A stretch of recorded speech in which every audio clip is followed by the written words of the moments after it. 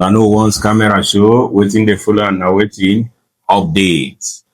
And that's why I don't carry another update come for today. Together with my lovely crew members, we don't welcome on as they be now. Everybody wake up for us on top this move right now. Enter aeroplane, they don't load all our bags and put it inside.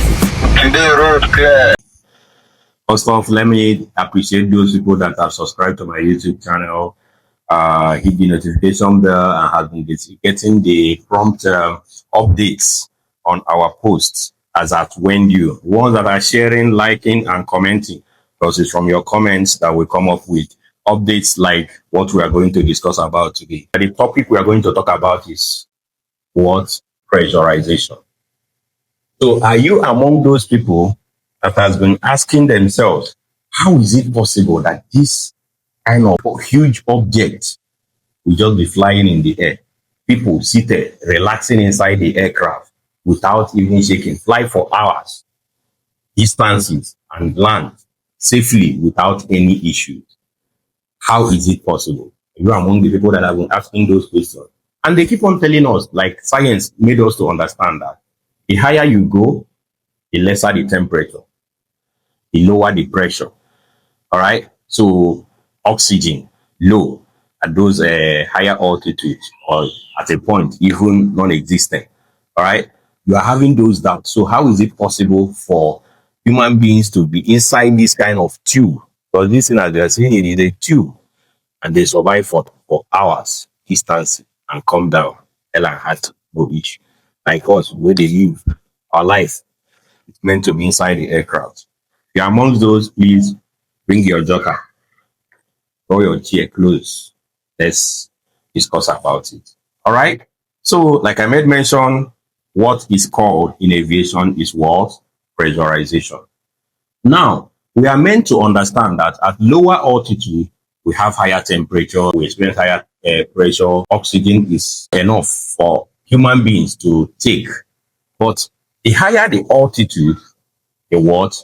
The lower all these parameters, lower temperature, lower pressure, the density of the air is very, very thin, and all that. All right. We believe all those things, but some of us don't really get to understand it very well the way it is.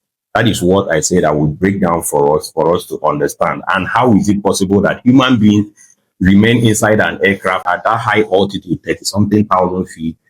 We do what? We still survive and breathe normal air inside the aircraft, like people that are on ground, right? So what happens inside the aeroplane? That is what we call pressurization. So that term pressurization is what I want us to break down today and understand why it happens, how it happens, and why are we able to sustain ourselves at that high altitude as human beings. All right. So let's get started with that. I will start by letting us know that, just like mentioned earlier, the higher we go, lesser the pressure. Like I made mention, this is a tube. Let me give us an instance about what happens to the aeroplane and the people inside it. The higher we go, first off, the temperature reduces. That's what we call lapse rate in geography, temperature lapse rate. So in geography, we are meant to understand that there is what we call lapse rate. The definition of lapse rate is the decrease in temperature with increase in altitude. So like we are at sea level, international standard atmospheric temperature is 15 degrees at sea level. So at sea level, we are 15 degrees. So if we go 1,000 feet above sea level, the normal lapse rate for temperature per 1,000 feet is 2 degrees. So at 1,000 feet, we are losing 2 degrees of temperature. So at 1,000 feet, we will be at 13 degrees. At 2,000 feet, we will be at 11 degrees. And so till we enter minus, which, like within the troposphere, which is the layer of the atmosphere in which we human beings and commercial aircraft operate, which is from 0 to like approximately 20 kilometers. Like I said, 20 kilometers, that should give us around 60 something thousand feet, based on 1 kilometer is equivalent to 3,280 feet. All right. So with that, we do what? We multiply it, and if you are using feet, you know what altitude you'll be. If you are using kilometers, you know what altitude you will also be. All right. So getting into like 30 something thousand feet, we are already entering into minus. That should be like around minus 50 something. The tropopause around minus 56, I think around minus 56 degrees. Then from the tropopause, we have the ozone layer, then the stratosphere, the mesosphere, and the troposphere, like we all know, or some of us that did geography. Now, the lower the temperature, like we said, the lower the pressure. This big aircraft now, this big tube, is going to be cruising at 30 something thousand feet for hours. Now, how do you intend human beings inside this aircraft to survive inside this big aircraft at that kind of altitude for a longer time, for a lengthy time? Take this balloon now. You blow air into this balloon will hold the air at sea level, and if you throw it up, it will continue to go up by the force of gravity. It will continue to go up. After a time, it will start to come down. Now we keep on pushing this balloon up, and it lifts 1,000, 2,000, 3,000, 10,000, 20,000, around 20,000. The air over there and the pressure is what is less. Remember the time we blew the air, we were at sea level and we filled up this. So it's having enough oxygen and enough pressure inside of it. Around 30 something thousand feet, it's no longer getting enough air, sufficient enough. The pressure of the air inside it is now heavier than the pressure outside. What will happen? The pressure inside will be pushing itself to do what? To explode. If it pushes itself more than the pressure outside, what will happen to this balloon? The next thing we hear, it will explode on its own and go out. All right? If we are to do what? Keep on leaving the pressure that the aircraft gathered when it was on ground and take it up like that into the air without any regulation whatsoever around the aircraft itself. All right. So next question will be now, how then do we do what? Do we maintain the pressure inside this aircraft? How do we maintain the pressure inside this aircraft to remain in that altitude for a long time, descend and land safely without any issues, without the pressure inside it that you took from the ground, just like this balloon, without that doing what? Blowing up the aircraft. Good. So stay tuned while we delve into that. So now, the question is, how does this aircraft keep this pressurization and passengers inside the aircraft and the crew, nobody gets endangered or the aircraft itself does not explode? Now, the way it works, or the way the aircraft is designed, is that we have what we call the outflow valve. The outflow valve that does what? That regulates the pressure inside the aircraft. As the aircraft takes off from the ground, that outflow valve keeps on regulating the pressure inside the aeroplane, inside the aircraft, based on the altitude. Remember, like we said, the higher we go, the lesser the pressure. And if the air we are breathing on ground, the pressure inside is more than what is up there, like the balloon just busted, you will see that what? If we keep leaving the aircraft that way, what will happen? The aircraft on its own if it withstands the pressure inside, if it battles with the one outside for so much, it will do what? It will also explode. So that outflow valve keeps on regulating that air inside the aircraft in a way that as the aircraft is climbing, the outflow valve does what? It keeps on regulating, gradually opening and closing slightly just to equalize the pressure. That at every aircraft altitude, there is a certain cabin pressure that the aircraft regulates per that aircraft altitude.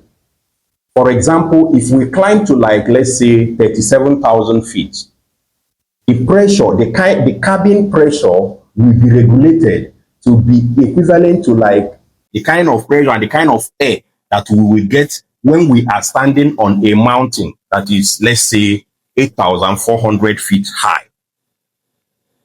So the kind of air that will be breathing around 8,400 feet high is the kind of air that will be breathing when we are at 37,000 feet inside this aeroplane. So the outflow valve keeps on equalizing the pressure, regulating it. Where does this thing come from? Remember, from the engines, the bleed air that the ones that the aircraft is not using, those ones goes into the system and, is pressurized and is supplied inside the cabin. Cabin is where the passengers sit, and the cockpit. So most of the airliners, inside the cabin, the cockpit, the cargo hold one. Some aircrafts, they also pressurize the maybe hold 4 or 5 or 6, depending on the configuration, the way the aircraft is designed. All right. So those places are where human beings and living things can survive. Let's say you're carrying pets like dogs, cats, and all that. They will put it in the pressurized cabin. So that outflow valve, we keep on regulating those air till we get to that level, and we keep on cruising. And the air that will be supplied inside that cabin will remain like the air at that 8,400 feet. If you are lower altitude, like 20,000 feet or thereabout, you'll be getting like around air that you'll be getting around when you are on a mountain that is as high as, let's say, 5,000 something feet high. All right. So that is the way the aircraft does what it works to keep the pressurization inside this aircraft for passengers and crew to be safe. Imagine a situation whereby, let's say every aircraft carry each passenger, you just have an oxygen bottle that everybody will don an oxygen mask once you enter the aircraft or something like that. The kind of weight that the aircraft on itself will have, that will be so much, to accommodate inside the aircraft and be able to carry enough passengers. And remember, and every aircraft is designed to make profit for the airline. So if the space that human beings are supposed to occupy is being filled up with with oxygen bottles and all that, how would the airliners make profit? Or would you say because of oxygen, let the aircraft fly at lower altitude? The lower the altitude the aircraft flies, the higher the fuel burn. And every airliner wants to make profit. So they have to fly at a higher altitude. And at those higher altitude, the less fuel they burn, because the less air that we enter will require less fuel to burn and keep on sustaining the aircraft. But the lower the altitude, the more oxygen that will be injected will require more fuel for it to keep on burning for the engine to keep operating. With that, the airliners will be losing money. So that is how the aircraft is constructed or designed for us to be able to do to enjoy our flight, feel relaxed, and fly for a long distance, and nothing happens to any of us. All right. Then the next question will be like, what now happens when the aircraft is descending? At the time when the aircraft starts descending, that outflow valve remains closed. It remains closed until the aircraft continues to descend, and the outflow valve on its own again will start to do to open up gradually as the aircraft starts descending, the cabin altitude gradually as well starts to reduce to so that by the time the aircraft is getting to the ground, the pressure inside the cabin has been what? Has been reduced to the equivalent to what the ambient pressure, that is the pressure outside the aircraft, is, depending on the elevation. Because all this, there are some aircraft, the olden days aircraft, they are manufactured in a way that the pilot will impute the cruise altitude, impute the landing altitude on the pressurization panel. But most modern days aircraft now, everything has gone digital. So the pilot doesn't even need to impute to set the cruise altitude or the landing altitude at, into the pressurization panel. Now, once you put your destination in the FMS, the flight management system or flight management computer, the system takes the landing altitude, the landing elevation at your destination, and we keep on working with that till you get to land. All right, that means that you can take off from sea level and you land at an altitude at an airport that is 5,000 feet high. Let me use like a Joburg, South Africa as an example. And you land at 5,000 feet high, and the aircraft has already equalized the pressure inside the cabin to be what is equivalent to the pressure outside there. By the time they open the door, remember, if the aircraft is totally locked without the outflow valve opening, by the time they shut down the engine, if the aircraft is totally locked, that the outflow valve is not open automatically by itself, you cannot be able to open the door of the aeroplane. That is why sometimes they tell you that when the aircraft is airborne, the doors are latched and that you cannot open that door. Because of what? Because of the pressurization, because the pressure inside is more than the pressure outside. So even when you pull the handle, that aircraft door will not be able to open because the pressure will be holding it tight. Unless when you are, let's say the aircraft has descended at a lower altitude, though it hasn't landed, and you mistakenly pull it, by then the pressure is reduced. Possibly the door might open. But by the time you are landing, the outflow valve is open, fully open, to depressurize the aircraft. Once it's depressurized, the cabin crew can now do what? Can now open the door of the aircraft and everybody will feel fine. All right. So that is the way it happens. On this end, the pressurization starts to reduce gradually, but opens fully by the time the aircraft touch down on ground and everybody feels the same, as if they have not been in an altitude 30-something thousand feet or 20-something as the case may be for a long time. All right. So that is basically what happens inside an aircraft once you close the doors. All right. Just know that that there is no opening, but there is an outflow valve which automatically regulates. It has a door, and that door, on its own with the valve in it, it regulates the inflow and outflow of that air pressure inside and outside. It opens a bit and air seeps in, it closes, opens, close. As the air is seeping in, the one inside is doing what? Is reducing so that it will not be enter into a situation of overpressure. Remember as well, the aircraft also is equipped with some systems they call the safety relief valves. So let's say the outflow valve fails and the pressure is getting too much. Those safety relief valve on its own automatically will open to relieve the pressure inside the aircraft for the aircraft not to do what? Not to explode. All right. So the matter take be. All right. So make they look and say like this thing, the science inside them is too much. All right. But at the end of the day, is what we are faced with and we are enjoying it.